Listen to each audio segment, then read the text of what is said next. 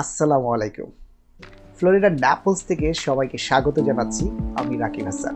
আজ 31শে ডিসেম্বর 2024 বাংলাদেশে কিছু একটা ঘটতে যাচ্ছে। কি ঘটতে যাচ্ছে? অন্তত বাংলাদেশের বৈষম্য বিরোধী ছাত্র আন্দোলনের যে নেতা বা সমন্বয়ক, তাদের ফেসবুক স্ট্যাটাসকে কেন্দ্র করে ব্যাপক আলোচনা এবং গুঞ্জন শোনা যাচ্ছে। তো এই আলোচনার কেন্দ্রে আসার জন্য তারা কি স্ট্যাটাসটা দিয়েছেন?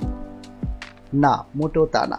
নিশ্চয়ই তারা কোনো একটা ঘোষণা দেবেন এবং সেটার জন্য স্থান এবং সময়ও তারা নির্ধারণ করে দিয়েছেন।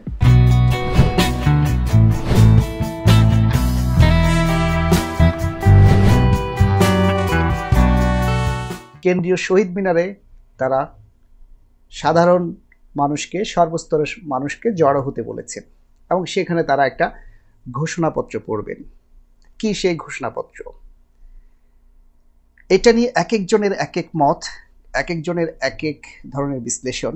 তো আমার যেটা মনে হচ্ছে সেটি হচ্ছে, এখানে তারা হয়তো কোনো একটা রাজনৈতিক দলের নাম ঘোষণা করতে পারেন।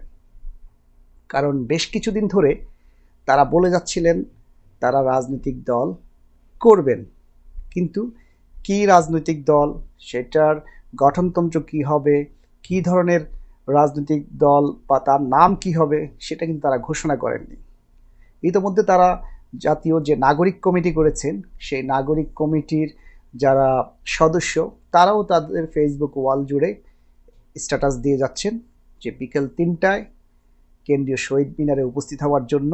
এবং তারা অনেকেই বেশ রহস্যময় সুরে লিখেছেন, হলে আবার অথবা কখনোই না। কেউ কেউ আবার ইংরেজিতে লিখেছেন কমরেডস নাও অর নেভার।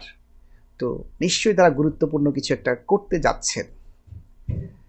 তো এখন প্রশ্ন হলো, সমন্বয়কদের যারা নেতা, তাদের অনেকেরই ফেসবুক ওয়ালে দেখা যাচ্ছে তারা লিখেছেন মুজিববাদের কবর রচিত হবে।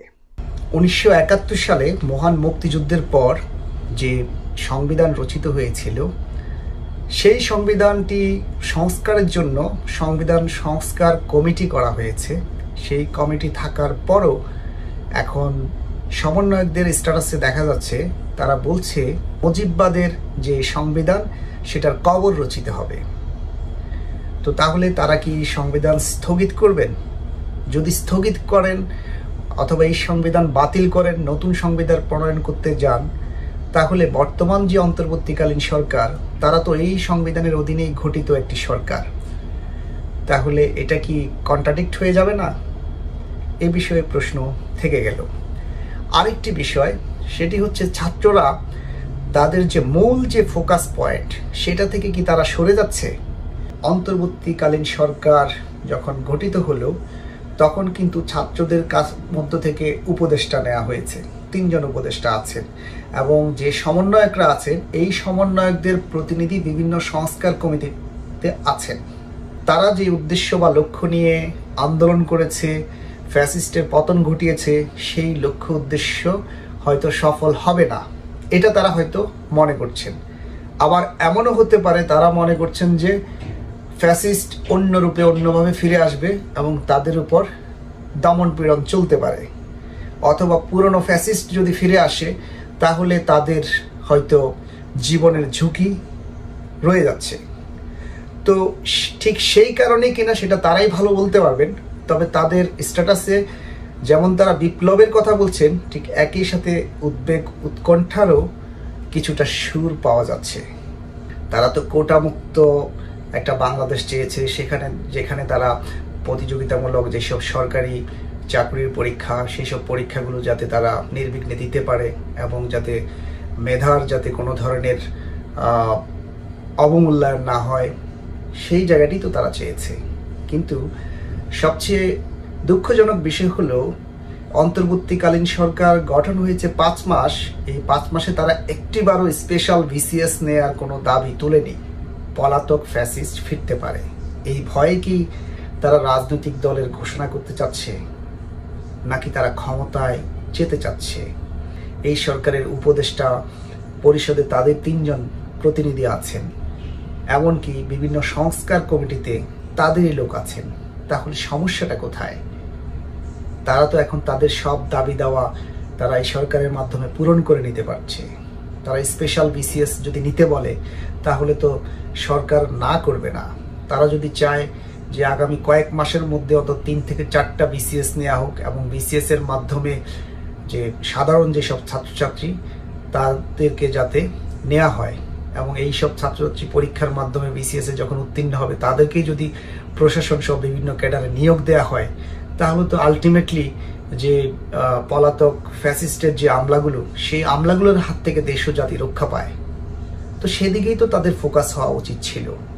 এবং দুর্নীতি অনিয়ম কি কি করে গেছে বিগত ফ্যাসিস্ট, সেই ফ্যাসিস্টের সেই সব দুর্নীতি অনিয়ম বা তাদের যে প্রায় 2000 স্টুডেন্টের যে হত্যাযজ্ঞ তারা যে চালিয়েছে সেটার বিচার যাতে সুষ্ঠুভাবে হয়, এগুলোই তো তাদের ফোকাসের জায়গা থাকা উচিত ছিল।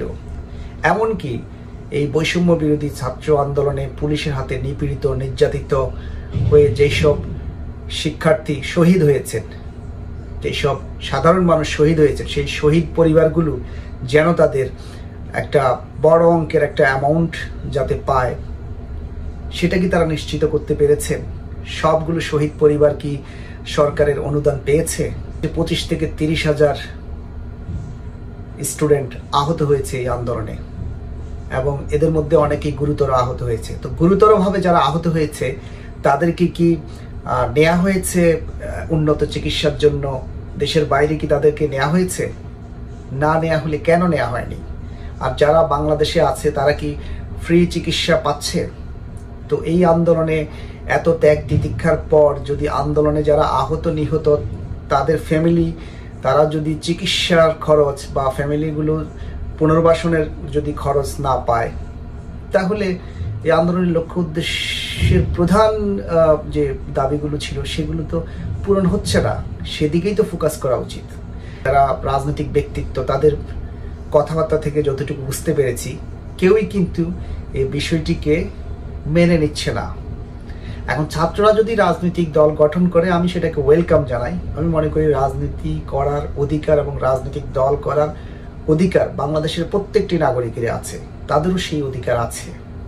তবে একই সাথে তাদেরকে এটাও ভাবতে হবে যে রাজনৈতিক দল করার পর এর আগে যে আন্দোলনের সময় তারা যে সর্বদলীয় সর্বসাধারণের যে সাপোর্ট পেয়েছে সেই নিরঙ্কুশ সাপোর্ট তারা পাবে কিনা।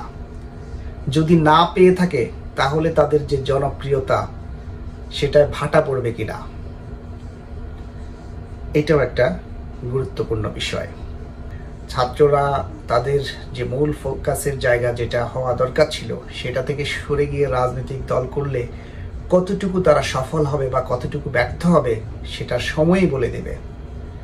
তবে আমি মনে করি ছাত্ররা যাই করুক না কেন তারা একটা আন্দোলনের নেতৃত্ব দিয়েছে, সফল আন্দোলন তাদের নেতৃত্বে হয়েছে এবং তাদের আন্দোলনের ফলে ফ্যাসিস্ট সরকারকে পালিয়ে যেতে হয়েছে। তো সেই জায়গা থেকে তাদের প্রতি সবারই একটা সফট কর্নার আছে এবং সেই জায়গাটি যাতে অটুট থাকে সেটা ভেবে চিন্তে তাদের ঘোষণাপত্র পাঠ করা উচিত।